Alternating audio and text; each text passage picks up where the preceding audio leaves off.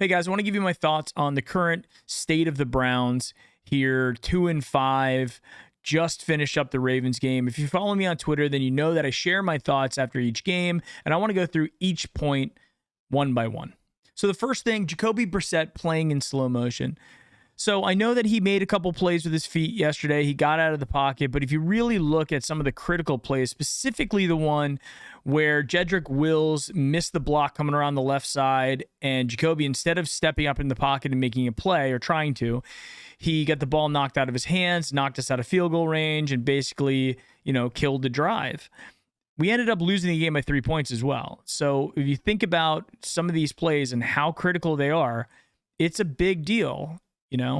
And so I think one of the biggest challenges that Jacoby has is because he's not a hyper athletic or even like mildly athletic quarterback, he has a lot of difficulty making things happen with his feet. And if you look at the best quarterbacks that are out there, you look at the Pat Mahomes, the Josh Allens, any of them, you have to be able to move on your feet in the NFL. This is the game.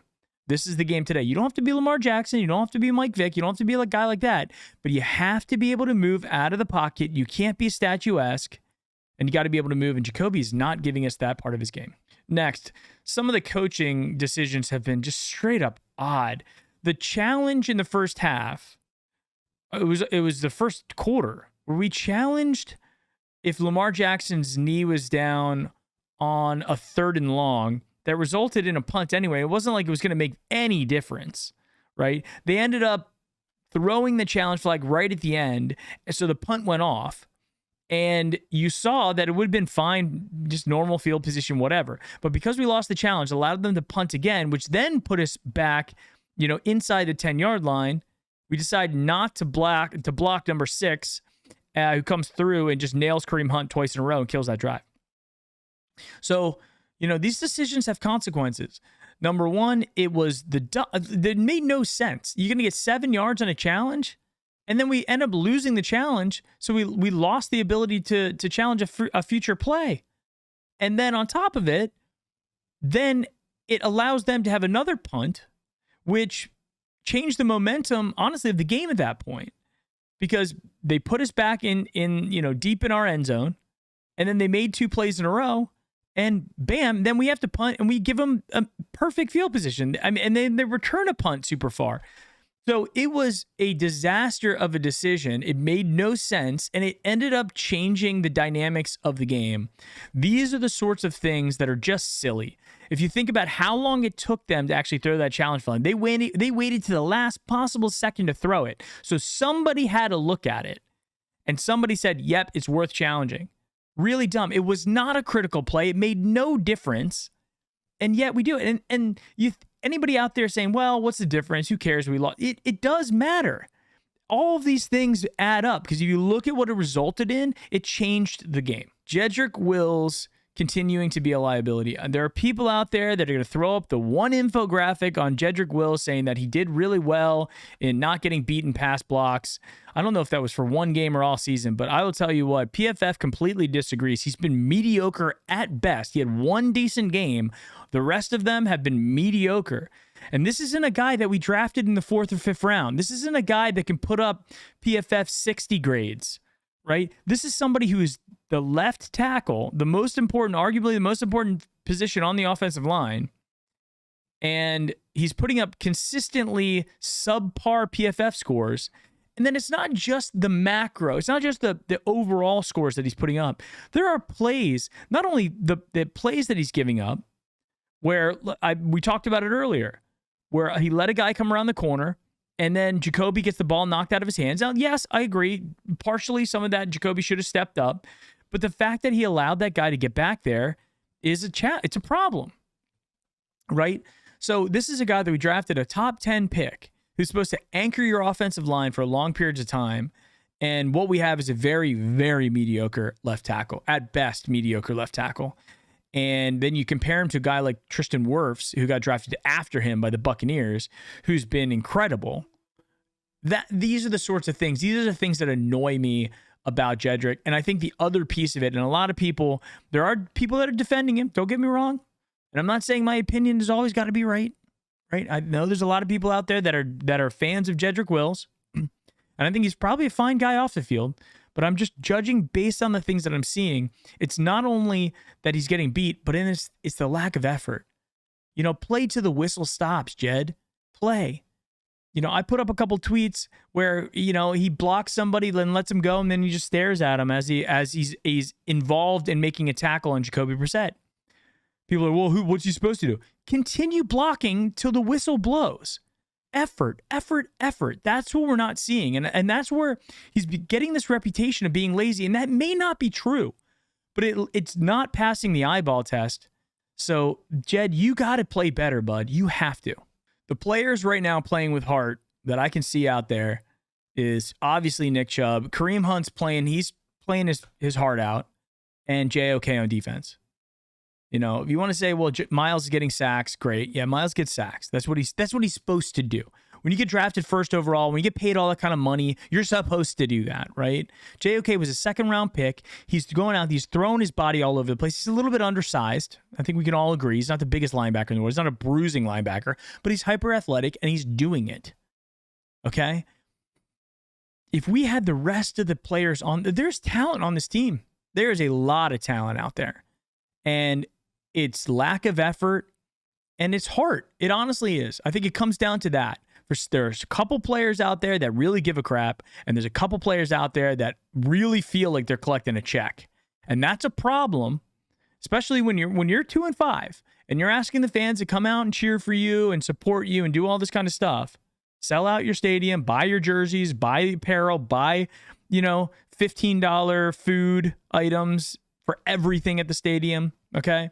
You're asking them to do that, and you're not going to go out there and give 100% effort on every play. I'm sorry, that's a problem. And you see very few players out there right now that are giving a 100% effort on every play. I say Bitonio, I say Wyatt Teller out there as well, but just in this last game, I saw Nick Chubb, Kareem Hunt, and JOK giving 100% effort. The rest of the players, I mean, there's some questions to be asked, right? And then you think about the news reports at the end of the game that there was yelling in the locker room before Kevin Stefanski came out, right? There are some passionate players out there. There are players that really give a crap. There are other players that are cashing their checks. And in order for this team to get turned around, it's probably not going to happen this year, but in order for this team to get turned around next year, they gotta filter some of those players out. Obviously, the refs hate us. We know that. It's Cleveland versus the other team versus the refs. We saw that again. The fact that there was 2 times Jacoby Brissett got hit either in the head or got leveled, and there was not roughing the passer called. I do not know why the refs refuse to call roughing the passer and give the Browns those calls. I don't get it. Jacoby's going out there. He's gonna get his head taken off at some point. There were 2 tweets that I put out. Well, one tweet that I put out that showed the replay of the guy hitting Jacoby in the head. You cannot touch the helmet of an opposing quarterback. That is roughing the passer at any time. It doesn't have to be face mask. You cannot touch the helmet of an opposing quarterback. That's the rule. And they didn't give it to us for whatever reason. And then on the long pass to DPJ down the right side of the field, it looked like those 80s highlights where the quarterbacks just got leveled every play. There was like, yeah, after he's done, you can hit him. Go ahead. That's what it looked like. They nailed 2 guys, hit him. No personal foul for roughing the passer. And then you get the big one at the end where they blew the call on the field goal to tie the game at the very end of the game. And, I know there's people out there saying that we didn't move, they moved first, all that kind of stuff. But there is a video. Roberto Shenanigans put it out there. I retweeted it a bunch of times and put it because people were calling me out for saying, well, we didn't do anything. It wasn't on us, blah, blah, blah. We moved. Now, I'm not saying that it could have been a reaction. It could have been a reaction to them coming across. It absolutely could have. Don't get me wrong. But the fact that we moved gave them the excuse to blow the call. Don't move. If you don't move and they blow the call, fine. But go look on my Twitter because I did put out the video several times. Just go to the media section. You'll see it. We did have 2 guys on the left side of the line that did move. Now, I don't know if that's enough, It sure seemed like a blown call to me because it did look like they came across and then we moved. But nonetheless, the refs continue to bone us. And how you bone us on a play like that, how you can get the play like that wrong where we could potentially tie up the game is pretty awful. Now, granted, the Ravens would have had the ball with, probably around 2 minutes left. And I think they had at least one, if not two timeouts. So the chance, and then, Justin Tucker kicking. So the chance of them getting actually into field goal range and making a field, they're probably pretty good. But we should have at least had a decent attempt at that field goal instead of pushing it back into like whatever 60-something yards it would have been. The fact that the defense actually held Mark Andrews to basically nothing all game, I've never seen that. I've never seen Mark Andrews be kept in check like our defense did. So whatever scheme that we drew up to cover him, or maybe the Ravens were just like, look, we're beating them in every other way. We don't need to use Mark Andrews on this, and that's fine. Just about every other player did beat us, including other tight ends. They beat us badly on the ground. In the trenches when they need it, they got it.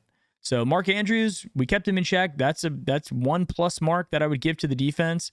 Really don't have much else to say in terms of what they did well, but I guess you can get a little golden star, put a little sticker on the board for keeping Mark Andrews in check. Donovan Peoples-Jones is also being he's impressed me. This year he's doing all the things that we expected him to do. He's making those hyper athletic catches. And he's making catches when it matters. I think this is a guy that we need to feature more. We need to figure out a way to get the ball in his hands. And we probably will now that David Njoku is injured. I don't know how the extent of the injury at this point, but Amari Cooper is as advertised. And then if we can back him up with a DPJ, and then who knows? David Bell comes along and starts developing. We could have a decent second wide receiver there. Who knows? But I will tell you, DPJ has been impressive, and I think this is a pretty decent year. He's just a very quiet but very decent year for him. And then finally, with the David Njoku, again, I don't have an update on the injury status on him. This has been one of his better years. And I will say this, and I don't know if you guys watched the pregame show yesterday, I was harping on him quite a bit because it seems like he'll play a great game, and then he'll be non-existent for 2 games, or he'll do something dumb like fumble the ball in their side of the field. Like the level of consistency hasn't really been there. But then you see when he's getting open, he's getting hit, he's making plays. He is. And I looked at the PFFs, I looked at his stats for the year. He's actually contributing at a high level. So the fact that now that we're getting this level of production out of him, now that he's injured, I mean, this is just another negative thing that consistently happens to us as Browns. And, these guys that we pay a lot of money to, you need to get that level of production. We made the investment in you. I know it's not his fault. I'm not blaming him for getting hurt. He's out there. He's playing tough. I'm praising him, if anything, for the level of production he's putting out for us this year. But nonetheless, if he's going to be injured, that's another thing that really stings. Ultimately, we're 2-5. And at the end of the day, I think Reflog said that there's like a 7% chance for us to make the playoffs. No, I'm sorry. It's not even. There have been 7 teams that started off 2-5 that have made the playoffs. So it's bad. This season is essentially a wash. And now we got to see what happens. Does Kevin Stefanski, is he going to be retained? I see no scenario where Joe Woods is retained. I really am having a hard time believing that Mike Prefer will be retained. So is it Kevin Stefanski and we give him a year with Deshaun? Because I'm telling you guys, look at the schedule. I don't see a whole lot of wins for the rest of the year. I really don't. You look at those teams that we should beat, like the Dolphins or the Commanders, they're not playing bad, right? So let's just see what happens. But thank you guys for watching. Leave me a comment if you agree, or if you disagree, it's fine. Like, do all that kind of stuff. And we'll see you next time. Go Browns.